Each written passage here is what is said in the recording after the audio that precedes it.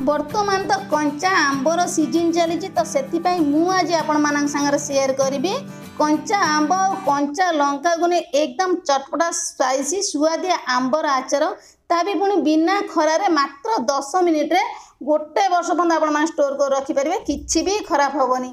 तेरे मोर प्रिय दर्शक बंधु भिडियो फुलाज करूँ जदि भल लगे चैनल को लाइक शेयर सब्सक्राइब करने बिल्कुल भूलें। नमस्कार मामा किचन ओडिया को आपण अनेक अनेक स्वागत। प्रथम ये मु आंब नहीं ग्राम से जदि कहे 700 ग्राम आंब हम बाड़ी आंब होता आपण मैंने मार्केट किणिकी नहीं पारे छोट बड़ जेकोसी आंब आपण मैंने नहीं पारे जेकोसी क्वालिटी आंब आपण मानक मिल ताकू मु भल भाव धोईकी सफा कर पानीटा को आपण मैंने भल भाव पोची नहीं 50 ग्राम लंका ये मुझे राग अनुसार एवं आम आंबर डेम्फीटा को छड़े नहीं जा आपण मैंने चाहिए चोपाटा को आपण मैंने स्कीप करके खाली आंब को बनई पारे कि चोपा लगे आज आम आचार बनइबा तार बास्नाटा बहुत बढ़िया आसीबो। एबे आम कौन करबा ना एठी गोटे बाउल मु नहीं ता भीतर गोटे ग्रेटर रखी नहीं एबे आम आंब को ग्रेट करबा चोपा लगे बनइले तार बास्नाटा बहुत बढ़िया आसीबो एकदम स्वादिष्ट लागिबो आंब आचार। एबे आम भल भाव प्रेस करके आंब को ग्रेट कर नहीं जिबा जदि कोईली थी कोईली की बाहर करके आंब को फाड़ करके आपण मैंने बनई पारे टिके जेहेतु हल्का पाकल आंबर ये टाकुआटा को बाहर कर नहीं जी सेम प्रोसेस रे सबू आंब को ये ग्रेट करके रेडी कर नहीं जी जल्दी बनब इंस्टांट मात्र 10 रु 15 मिनिट भितर आचार बनिक आमर रेडी हो जहाँकि खाया बहुत बढ़िया लगे एकदम गोटे वर्ष पर्यंत किसी भी खराब हेनी। सेम प्रोसेस रे सबू आंब को ये ग्रेट कर नहीं केते बढ़िया देखा देखिपे। तापर ये गोटे मिक्सर जार मु नहीं जो लंका आम रखी कंचा लंका डेम्फ को बाहर कर नहीं मिक्सर जार आम सबको देदेव आपण मैंने चाहिए काटिकी पीस पीस कर दे पारे जेहेतु आम आंब आचार बनाऊँ ना एकदम पतला कर ग्रेट कर नहीं से अनुसार लंकाटा को एकदम ग्रेट कर नेले सहित मिसीज तार फ्लेवरटा बहुत बढ़िया आसो। ये लंकाटा को भल भाव डेम्फ छड़े मिक्सर जार देदेव लंकाटा को ध्यान रखिए भल भाव धोईकी पोछिकी आपण मैंने ने पानी जमी बिल्कुल न लगुव मिक्सर जार को आपण मैंने भल भाव धोईकी पोछि नहीं जाए लंकाटा को आपण मैंने भल भाव धोई सारापर पोछि नहीं जाए। ये मिक्सर जार सबू लंका को दे नहीं मिक्सर जार भल भाव कभर करके पल्स मुडे 2 रु 3 थर बुलेकी नहीं आसवा। ये लंकाटा को बढ़िया भाव में दरदरा करके पेस्ट कर नहीं देखिए एकदम फाइन पेस्ट कले चटनी बन यही प्रोसेस बनइले आचार बनब। ये देखिपे आंब जो आम भल भाव कोरी रखते आम जो लंकाटा ग्रेट कर सबू जाक एवं आंबर कोरार देदेबा जी आपण मैंने राग खाऊँ से अनुसार कंचा लंका ही आड करेंगे कंचा लंकार फ्लेवरटा आचार को 2 गुण स्वादिष्ट कर बहुत बढ़िया लगे। ये सबको दे नहीं तापर ये गोटे पैन मु बसई नहीं पैन आम बढ़िया भाव में गरम हो गलानी ये आड कर नहीं गोटे बड़ चामच जुआणी जुआणी देले तार बास्नाटा बहुत बढ़िया आसो निहाती भाव में आड करेंगे। तापर ये आड कर नहीं गोटे बड़ चामच पान मधुरी गैस फ्लेम को लो ही रखा तापर ये आम आड कर नहीं गोटे बड़ चामच सोरिष सोरिषर बास्नाटा बहुत बढ़िया आसो। तापर ये आड कर नहीं आम गोटे बड़ चामच गोटा जीरा जहाँ आम देले सब भाग माप सहित आड करवा तापर ये नहीं अधा छोट चामच मेथी गैस फ्लेम को मीडियम रखा सबको ये आम भल भाव हल्का की भाजी नहीं मसलार बहुत बढ़िया गोटे फ्लेवर पड़े आसो 2 रु 3 मिनिट छाड़ा भल भाव में बढ़िया भाव में भाजी नहीं मसलाटा बिल्कुल पड़ोनी एकदम लाल हो भाजी हो मझे मझे आम खड़िकार भल भाव में एपट सेपट कर लेउटेदेबा जहाँफल बढ़िया भाव में लाल होमर मसलाटा भाजी हो ये बढ़िया भाव में मसलाटा बास्ना पड़े आसला भल भाव में भाजी आसला।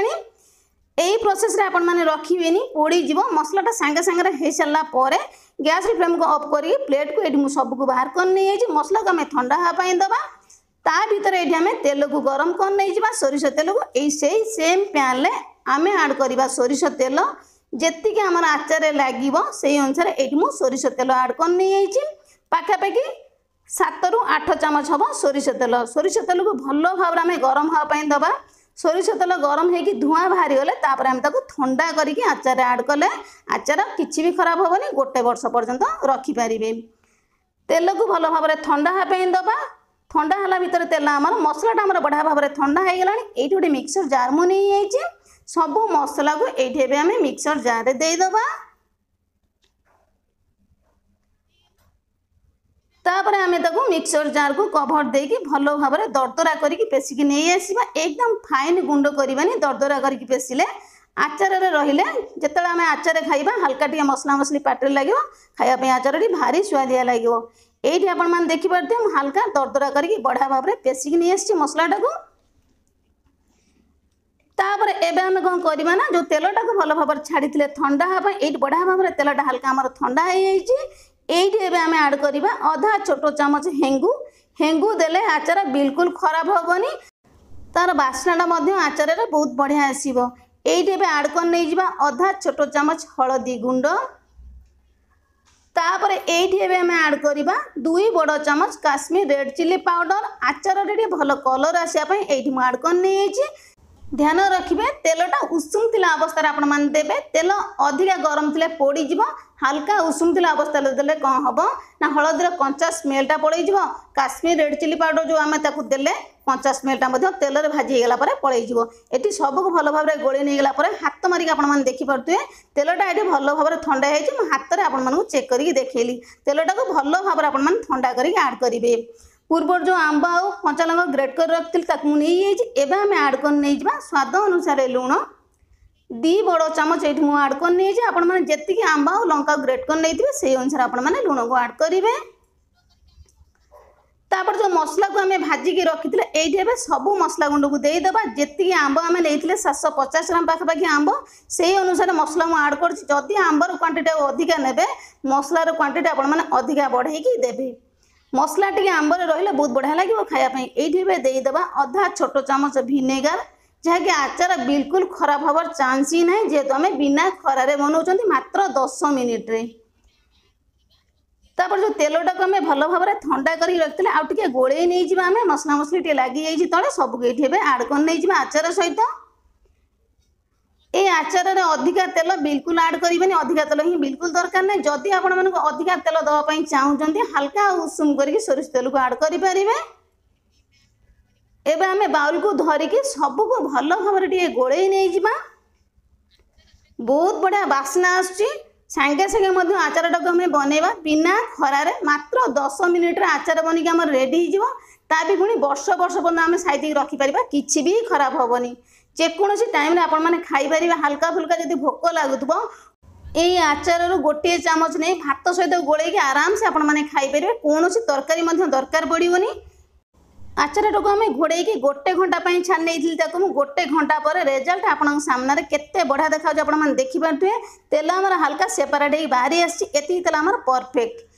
जो डबार आम आचार को भरवा काच हो प्लास्टिक हो जहाँ भी आपन थी आपने आचार को भरी गोटे वर्ष पर्यटन रखिपारे। ध्यान रखिए भल भाव में धोईकी सफा कर सारापर डब्बा हो काच जार हो आपण मैंने खरारे भल भाव टे देदेवे। खरारे गरम होगला आपण मैंने आचार को भरिक रखिए किसी भी खराब हेनी।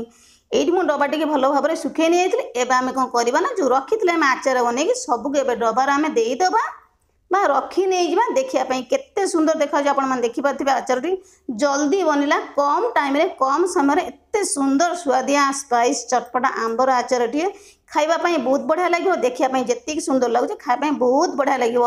आंब जिते भल भाव में सफ्ट हो तेलटा आम ऑटोमेटिक ऊपर को बाहरी आसो देखिपे डब्बा तले बढ़िया भाव में तेलटा आम ऑब्जर्व हो आंब आचार सहित बहुत बढ़िया देखा। अधिका तेल बिल्कुल आवश्यक ना एतिकी तेल आम आचार एकदम परफेक्ट हो बनिकी रेडी हो।